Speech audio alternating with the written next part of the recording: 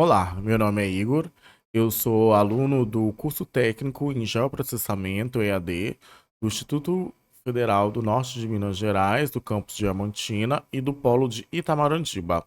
Bom, essa disciplina é a Introdução ao Sensoriamento Remoto do professor Dr. Bruno, e agora eu vou estar realizando uma atividade que faz parte de uma série de atividades, essa é a etapa 4.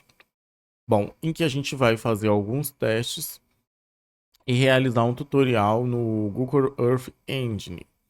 Bom, para começar, vou falar um pouquinho do que é o Google Earth Engine. Bom, como os próprios desenvolvedores descrevem, ele é a mais avançada plataforma de processamento geoespacial no mundo. Isso significa que você pode acessar eficientemente e analisar vários databases espaciais open source, como Landsat, MODIS, imagem de sensoriamento remoto, datasets de mudança florestal global, estradas, áreas protegidas e diversas outras fontes de dados de forma remota e utilizando uma plataforma em nuvem, né? Não é necessário instalar nenhum tipo de software adicional. Você consegue trabalhar, basta tendo um navegador, né, e um acesso à internet, você consegue trabalhar com essas informações. Ainda é possível também exportar arquivos .csv, que são aqueles arquivos que a gente abre no Excel, sabe? São informações com um separador por vírgulas. É isso. E também GeoTIFF, que são imagens georreferenciadas, que aí você consegue abrir em softwares, por exemplo, QGIS, consegue abrir no Global Mapper, você consegue abrir no AutoCAD Civil 3D, ou né, Autodesk Civil 3D, é possível. E a gente consegue visualizar o site, né? Olha, aí ele fala um pouquinho aqui do Google Earth Engine, e a gente tem aqui em cima, olha, nesse menu, datasets, que são as fontes de dados, né? E você consegue uma infinidade de informações, olha, que a gente consegue ver clima-tempo, temperatura das superfícies, clima, atmosfera, imagens de satélites, né? A gente tem a missão Landsat, missão Sentinel, que são essas constelações, né, de satélites, ó, uns vindo do programa da NASA, outro da Agência Espacial Europeia, tem o MODIS, e imagens em alta definição, enfim, né, gente? Uma variedade de informações disponível gratuitamente, em formato aberto e utilizando o seu navegador de internet, né? Isso que é o mais interessante. Às vezes, por não ter um computador potente, né? Você pode estar pensando, eu não vou conseguir utilizar, mas através do Google Earth Engine é possível. E a gente também é, pode descobrir quais tipos de análise a gente consegue fazer, né? Aqui no Google Earth Engine. A gente viu aqui uma série de informações e eles também estão separados por categoria, né? Como fundamentos, geografia, biosfera, dimensões humanas. E também temos diversos outros conjuntos de dados. Por exemplo, a gente pode classificar diferentes tipos de coberturas de uso solo, calcular e extrair valores para características de paisagens, como o NDVI, que é o Índice de Vegetação por Diretrizes Normalizadas para o mundo ou para uma região específica que a gente deseja analisar, né?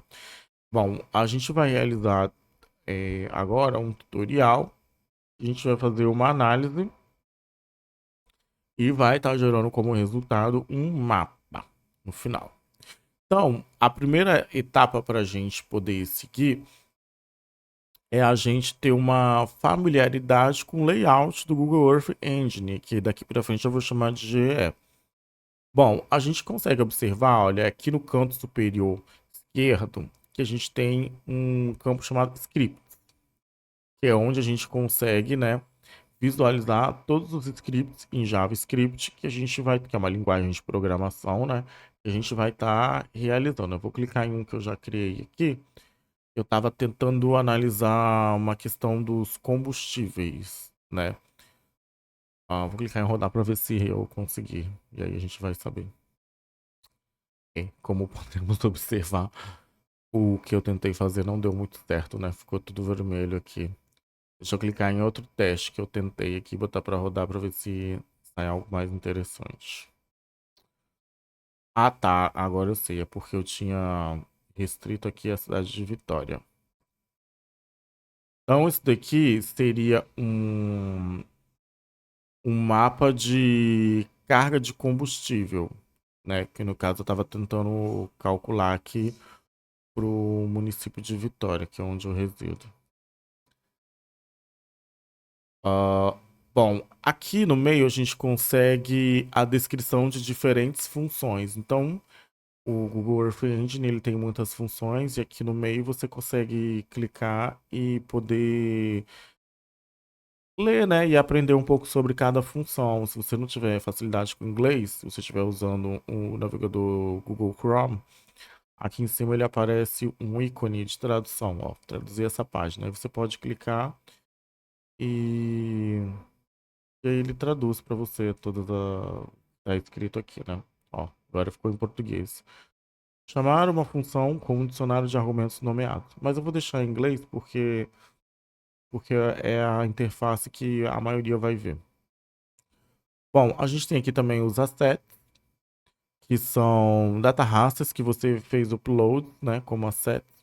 Aí aqui no caso tem os dois projetos que eu estava criando, né? E eu posso adicionar projetos ou criar novos. Bom, aqui no meio, nesse campo de buscas, eu posso procurar por datasets para importar.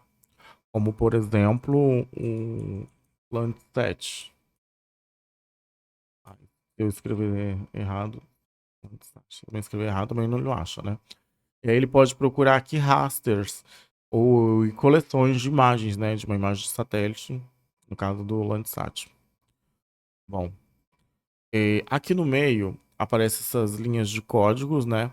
Em script, em JavaScript. E elas é que fazem toda a magia acontecer, né? Onde a gente vai conseguir gerar os mapas através dessa linguagem de programação. Bom, aqui a gente tem alguns botões aqui no meio, né? Eu posso gerar um link do código que eu estou atualmente, posso botar o código para rodar. Toda vez que eu digito um código, ele não atualiza automaticamente aqui embaixo, eu preciso pedir para ele rodar. Posso resetar, eu posso transformar isso aqui tudo em um app. É uma função muito legal que a gente aprendeu no curso de GE. E aí aqui no painel lateral a gente tem um console que ele apresenta algumas funções enquanto a gente está digitando e um inspector. O inspector é legal porque quando a gente clica em algo aqui no mapa aqui embaixo, ele retorna para a gente informações, né, que foram colocadas ali, informações daquela área. Por exemplo, eu cliquei aqui e apareceu, por exemplo, mapa de carga de combustível, constante 8. Mas, por exemplo, podia ter aparecido uma informação de reserva legal, uma informação de APP, uma informação populacional, né? Diversos tipos de informações poderiam ter sido inseridas aqui no mapa e ao clicar ela apareceria no inspetor, no inspector. E aqui embaixo, né, obviamente, é onde aparece o mapa. Entre todos esses painéis existe uma função aqui no meio, né? Uma guia que ele tem uns pontinhos que são muito pequenininhos, mas que a gente, ao clicar, a gente consegue redimensionar, né? Distribuir melhor, olha, o tamanho de cada janela, tanto na lateral quanto na vertical. Basta quando a gente passar o mouse, a gente vê que o cursor ele muda o ícone dele. E é possível ajustar. Essa é a função de layout. Legal, né? Bom, como eu mencionei anteriormente, a linguagem que é utilizada, né, para a gente poder fazer os nossos mapas e realizar as nossas pesquisas e análises através do Google Earth Engine, o GE, é o JavaScript. E ele vai constar aqui no meio, né, aqui, observando o nosso layout aqui nesse quadro do meio, é onde a gente digita todas as linhas de comando, né, e códigos em JavaScript e obtém o resultado, né, na parte de baixo, na visualização do mapa. Bom, da mesma forma que em outras linguagens de programação, você pode pesquisar no Google e tutoriais, né, do GE. Tudo parecerá pouco familiar no começo, mas graças à comunidade online, você raramente vai começar do zero. Isso é muito interessante, porque até que na própria interface do GE, a gente consegue encontrar exemplos, né? Scripts de exemplo aqui, ó. Examples. Você consegue achar exemplos prontos, rodar e ver no que eles vão gerar. Uma coisa muito interessante é que a gente trabalha com variáveis, né? Então, esse var que você vê aqui, ó, no começo, principalmente no início, no topo do seu código, ele é referente à geometria, né? Porque, imagina, a gente processar dados do mundo inteiro consome muitos recursos. Então, por exemplo, como aqui eu estava analisando Vitória, é interessante a gente definir aqui, por isso que eu tô do vermelhão, aquele vermelhão no começo, né? Porque eu tinha definido um polígono apenas nessa região aqui da Grande Vitória, né? E não processar dados do mundo inteiro, porque isso, além de consumir muito recurso, ele é muito caro também, né? Exige tempo, energia, e a gente não tem todos esses recursos disponíveis pra gente, principalmente numa plataforma quando eu uso ela é voltada para o uso gratuito, né? Bom, então a gente consegue analisar esse var, esse aqui é a nossa variável, né? E a gente vê o nome dela na frente. Por exemplo, var de geometria. A gente consegue vir aqui e colocar um outro nome apenas clicando aqui dentro. E quando você observar essa barra aqui, e esse nome em verde aqui no meio, esse texto, é um comentário, né? Comentário para quê? Eu não sei se vocês já tiveram ou não contato com linguagem de programação, mas é muito importante a gente deixar comentários para a gente saber depois do que se trata, né? Aquele comando que está ali embaixo, aquela linha de códigos. É muito importante também. E tão importante quanto a fonte de dados aos quais a gente está consultando é também a gente ter uma pergunta, né? Uma questão, algo a ser resolvido. Bom, para esse tutorial, a questão de pesquisa vai ser como a cobertura florestal mudou em diferentes parques nacionais do mundo, né? Então agora a gente vai começar a realizar o tutorial. Eu vou limpar aqui a minha tela, né? Vou começar um novo arquivo e a gente vai começar agora a realizar o passo a passo do tutorial. Bom, agora a gente vai fazer mais uma etapa do nosso tutorial. A gente vai importar e explorar um dataset no GE de áreas protegidas.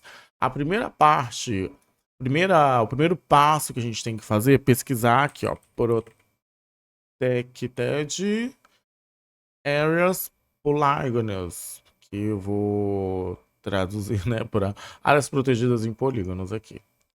A gente vai clicar em importar aqui embaixo, abriu essa janela com as informações, né? A gente pode dar uma explorada, mas basicamente é clicar em importar. Bom, a partir do momento que ele importou, vocês lembram que eu disse que tudo que a gente importa vem como variável e a gente consegue digitar um nome aqui na frente? Ele veio com o nome table e a gente vai apagar e chamar de parques, mas eu vou digitar porks, que é como o tutorial pede, ok? E aí, eu vou vir aqui e vou digitar uma linha de comando que eu vou copiar do tutorial, tá? Eu vou colar aqui dentro. Isso aqui em verde são os comentários. E eu vou pedir para rodar. A partir desse momento, espera-se, né, que se tiver feito tudo corretamente, a gente vai ter aqui as camadas de áreas protegidas, né, ao redor do mundo. A gente pode ver que no mundo inteiro vai começar a carregar. Isso que é importante, né, gente? A gente definir uma área de estudo, porque se você selecionar o mundo inteiro vai ficar bem complicado. Além de demorar, de gastar recurso e energia, você ainda tem que esperar. Olha que legal, ó. Aqui é o Espírito Santo, sabe? É o estado onde eu vivo. E essa é muito interessante, essa área protegida aqui é um corredor ecológico, se eu não me engano. Tem o Costa das Algas e tem o Marinho do Rio Doce. Que ele, ó, você vê que ele adentra aqui, né, a, a Santa Cruz. e que fica em Aracruz, município de Aracruz, né? Entra aqui também, ele pega outros municípios também, como Serra, ah, é uma área bem grande, né? Que aqui temos dois, que é a Costa das Algas e o Marinho do Rio Doce, salvo me engano. Ah, a gente pode clicar, né? Eu acho que se a gente clicar, aparece o nome aqui no Inspector. E aí é agora que eu vou saber se eu falei a verdade ou não. Vamos ver. Ah, ele não tem aqui a informação, ó. Tá vendo? Como quando eu clico aqui, ó, no Inspector, ele já dá informações aqui. Não, peraí, tem informação sim, ó. Refúgio da Vida Silvestre é o nome de Santa Cruz. Ah, vamos ver, ó. E é o nome que aparece aqui. Tá vendo que legal? Ó, a gente consegue abrir aqui e vendo as propriedades, né? Área de proteção. Ah, é uma APA. A APA Costa das Algas. Mapa, né? Uma área de proteção ambiental. Eu quero ver esse aqui do meio aqui. Esse que tá entrando aqui. Porque às vezes um polígono ele sobrepõe o outro, né? Ah, aqui, ó, é um RDSM, que é uma Reserva de Desenvolvimento Sustentável Municipal Piraquiaçu. Ah, tá. Essa reserva é aqui no meio, é essa aqui do meio, né? Vamos ver. Tem várias áreas protegidas aqui, né, gente? A gente tem que ir clicando uma a uma pra gente poder ter acesso aqui às informações. Vou clicar nesse aqui.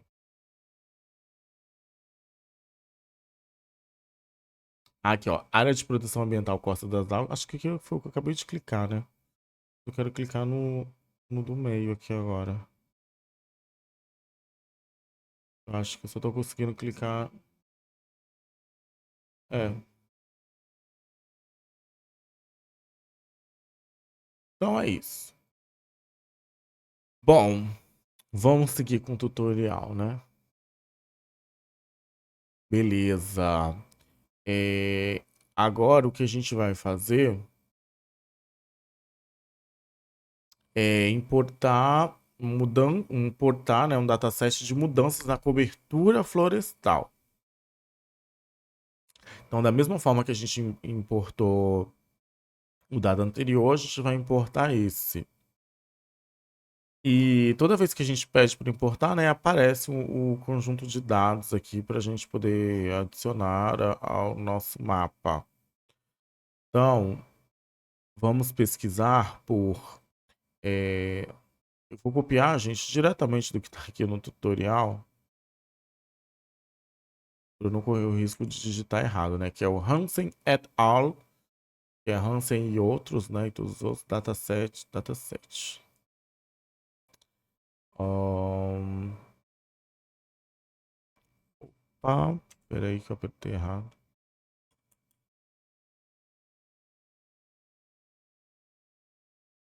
Eu acredito, deixa eu ver, Global Forest Change, que eu acredito que o correto é isso, Hansen Global Forest Change V1.3. Aí eu vou clicar aqui em importar. E vou agora copiar o comando que tem aqui no tutorial, linha de código, não, JavaScript, e vou adicionar aqui no meu table, na minha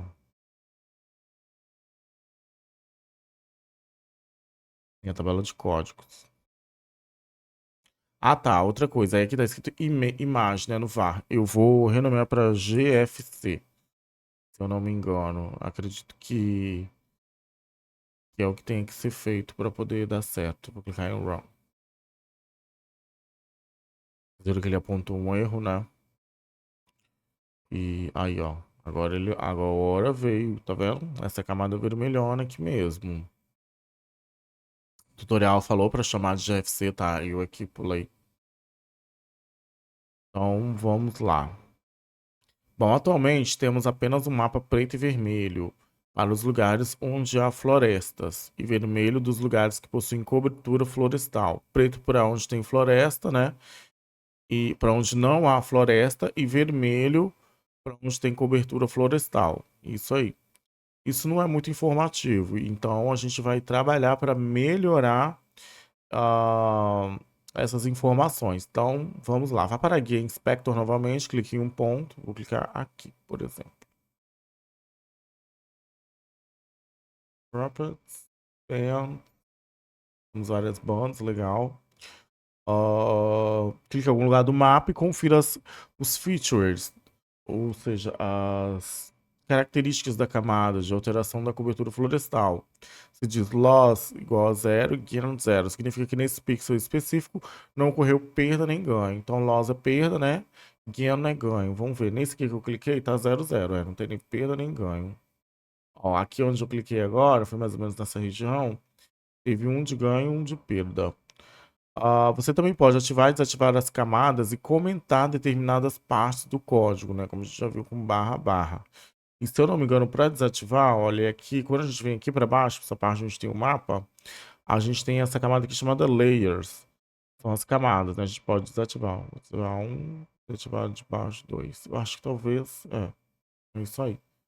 A gente pode também mexer na invisibilidade dele, né? Da visibilidade, na opacidade, digamos assim, dessa camada, né? Para ver se ela tá. Para deixar, às vezes você quer deixar mais opaco, né? Ou menos opaco. É isso aí. Se você deseja transformar muitas linhas de código em comentário, ou transformar. Eu não quero transformar nada em comentário, não. Beleza? Então, esse foi o passo de adicionar mais essa camada no tutorial. Bom, visualize a mudança na cobertura florestal, passo 6, né? Primeiro, uma boa prática para definir a escala de suas análises, no nosso caso, são 30 metros. A resolução da fonte de dados que a gente acabou de adicionar, né, que é o Global Forest Change, se um determinado pixel sofreu perda da floresta, isso significa que em algum lugar nesse quadro de 30 metros por 30 metros houve uma diminuição da cobertura florestal. Então a gente sabe que numa imagem, né, uma imagem digital, a menor unidade de medida dessa imagem é um pixel, né? Nesse pixel, a gente tem que estar muito atento para poder saber com que resolução a gente está trabalhando, né? No caso, a gente está falando da resolução espacial, que é aquela resolução em que a gente tem que ver daquilo que a gente está analisando, né? O quanto daquilo que a gente está analisando, no caso uma floresta, cabe em um pixel, para saber se ela é suficiente, né, para a gente poder analisar o que a gente quer, e também para saber que o que variar naquele pixel é a quantidade daquilo que a gente está analisando. Não sei se deu para entender muito bem o que eu acabei de falar, mas a gente vai para a parte prática, que é o que interessa, né? Então, a gente vai colar agora um comando que ele vai detectar automaticamente a resolução do dataset e usar como escala. Então, eu vou colar ele aqui agora e vou pedir para rodar. Run. Beleza. O próximo passo é criar variáveis para a cobertura de árvores em 2000, que foi quando o banco de dados ele começou, né, a ser guardado as informações. Para a perda até 2016 e o ganho em cobertura florestal também novamente até 2016. Em dados rasterizados, as imagens geralmente têm bandas diferentes. Por exemplo, vermelho, verde, UV, e podemos selecionar com quais bandas queremos trabalhar. Neste caso, as diferentes faixas do objeto GFC representam a cobertura florestal, a perda florestal e o ganho florestal. Portanto, faremos uma variável para cada um deles. Bom, para fazer isso, vamos usar a função select, objeto que, diferentemente de outras linguagens de programação, como R em JavaScript, você coloca o objeto no qual deseja aplicar a função primeiro e depois a função real vem em seguida. Para mim não faz diferença nenhuma porque eu não trabalho com nenhuma linguagem de programação, né, gente? Então é uma informação muito legal de saber, mas eu apenas irei copiar e colar o código aqui e pedir para rodar. Beleza. Bom, faça um mapa global sobre cobertura florestal, perda e ganho de floresta. Beleza, vamos fazer nosso mapa agora, né? Agora que temos nossas três variáveis, podemos criar uma camada para cada uma delas e podemos plotá-la usando cores da nossa escolha. Usaremos a mesma função map.addLayer de antes, mas além de adicionar o nome do objeto, especificaremos as cores e o que queremos chamar de cada camada específica, certo? Observe também que estamos introduzindo uma nova função, Update Mask. O que isso faz é mascarar as áreas onde não havia cobertura florestal no ano 2000. Elas se tornam transparentes, então, em vez de apenas escuridão, podemos ver os mapas e os contornos e continentes. Isso é muito legal, porque muitas vezes quando a gente está importando dados e trabalhando com dados, a gente vê que que esse tipo de dados às vezes abrange apenas uma determinada área e o resto é tudo preto em volta, sabe? Vocês já pegaram, por exemplo, você pega um mapa do Espírito Santo inteiro, aí você tem uma imagem de drone, que é só do município de Aracruz, vamos supor.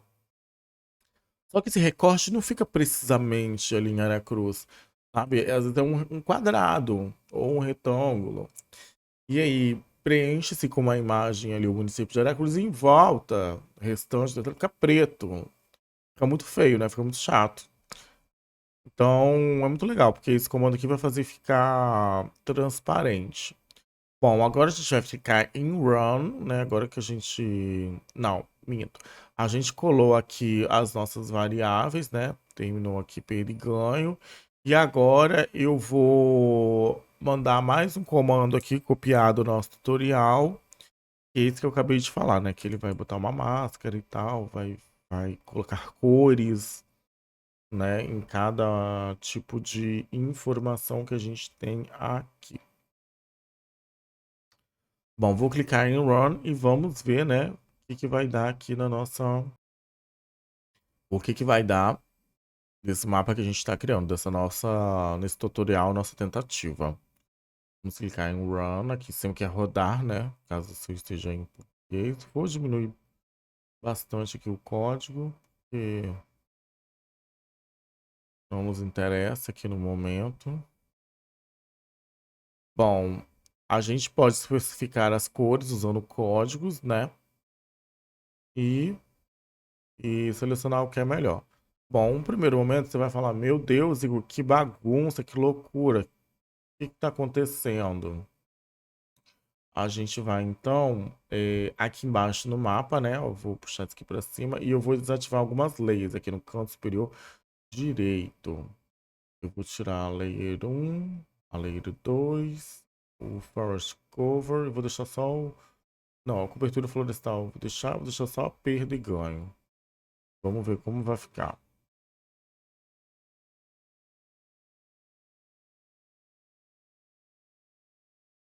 Ó.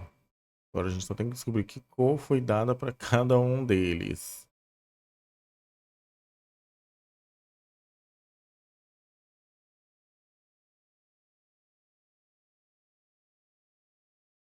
Ó, vamos ver. Ganho. Ganho tá amarelinho. Perda provavelmente se rosa, né? E a cobertura florestal cinza. Interessante. Eu acho que talvez se a cobertura florestal fosse verde, né? Acho que seria mais interessante. E olha que legal, a gente está vendo aqui o fundo de mapa, mas a gente pode clicar aqui na opção satélite, ó. Acho que fica mais interessante, né? Fica mais bacana. A gente consegue ver aqui também, ó, essa área florestal. Município de Linhares, ó. Ficou cinza, né? Então, ou seja, é realmente uma cobertura florestal. E o rosa a gente viu perdigante. Deixa eu tirar esse forest cover, ó. Perda e ganho florestal. Nossa, muito interessante, né? E bem bacana mesmo. O tutorial em si termina aqui. Mas foi colocado, imputado, né, um desafio da gente colocar um novo elemento para dar originalidade ao nosso mapa. Bom, como foi nos dado esse desafio, a gente vai fazer ele agora. Bom, vou adicionar aqui no meu mapa uma camada de água superficial, né? Para a gente poder trabalhar melhor. Já que a gente está falando aqui de cobertura florestal, eu acho interessante a gente falar também de água superficial. Essa camada que eu vou adicionar, ela é... A origem dela, né, é do programa Copérnicos e ela se chama Global Surface Water Explorer. Foi criada pelo Joint Research Center, JRC, né, do Copérnicos, como eu falei, parceria com a ONU. Então a gente vai aqui. E aí vocês vão perguntar, nossa, Igor, mas você entende de programação? Não, gente, eu pedi, né, obviamente, uma IA para fazer isso para mim. Ele me passou um código em JavaScript que eu vou colar aqui e vou pedir para rodar e vou ver se realmente, né, vai representar isso que eu tô pedindo. Vou desativar só essa layer 1 e 2 aqui, que era que a gente tinha adicionado no começo, mas que agora não me interessa mais, né? Bom, aí a gente consegue visualizar aqui de azul massa de água, né? Água superficial, e é bem interessante também que eu cheguei aqui no município de Linhares, né, no Espírito Santo, e a gente consegue ver aqui o Rio Doce, né? O Rio Doce, para quem acompanha questões ambientais, sabe que ele é extremamente importante para nossa região, que ele também já foi muito afetado, né, devido a alguns desastres e crimes ambientais também relacionados à água aí nos últimos anos. Então, essa foi a minha contribuição, né? Minha e a para essa atividade, para poder complementar. E é muito interessante, né? E, bom, como uma conclusão, né, do que foi feito, é muito interessante a gente ter essa alternativa simples, prática, né? Rápido e fácil, que é o GE. Sem precisar instalar nada, a gente consegue ter acesso a esses dados, fazer análise, né? Dá para exportar, dá para também criar aplicativos, né? Que seria como se a gente enviasse esse mapa para alguém, só que sem a pessoa analisar toda essa interface de códigos em JavaScript, né? Que não interessa para muitas pessoas. O desafio está, né, lógico, na programação em JavaScript, que atualmente é algo que eu não domino, mas que eu acho muito importante a gente estudar, né? Mas também acredito que com a utilização da IA, a gente consegue vencer essa barreira, né? Desde que, como foi dito no começo, você tem que ter uma questão, um problema, algo a ser resolvido. E aí, a partir daí, você vai utilizando ferramentas para te ajudar a chegar lá. Se a dificuldade hoje é programação, poxa, com o IA isso é muito fácil, né? Você utilizar a IA para poder vencer essa barreira e chegar até lá. O interessante, claro, né? No melhor dos mundos é que a gente aprenda a programação e faça isso aqui de forma que a gente compreenda o todo. Mas caso não seja possível, que a gente consiga verificar, fazer testes, né? Verificar se aquela informação realmente é válida, mas também utilizando o IA para poder adiantar o nosso caminho, né? Facilitar a nossa vida, já que tem tantas outras tecnologias que a gente utiliza também. E o grande diferencial, né, do GE para, por exemplo, baixar todos os shapes e analisar manualmente no QGIS, é isso, é que você consegue fazer de forma muito rápida, né, utilizando processamento em nuvem, em vez de utilizar da sua máquina e fazer isso de qualquer lugar sem necessitar de uma máquina robusta, né? Os dados estão praticamente prontos ali, prontos para ser utilizados. Muito interessante, muito legal, muito bacana. Quero muito aprender mais ainda, né? Desenvolver nessa área e acho que todo mundo, né, quando tem acesso, vê o poder dessa máquina, também sente essa vontade. É isso aí, agradeço a sua atenção. Até mais. Tchau, tchau.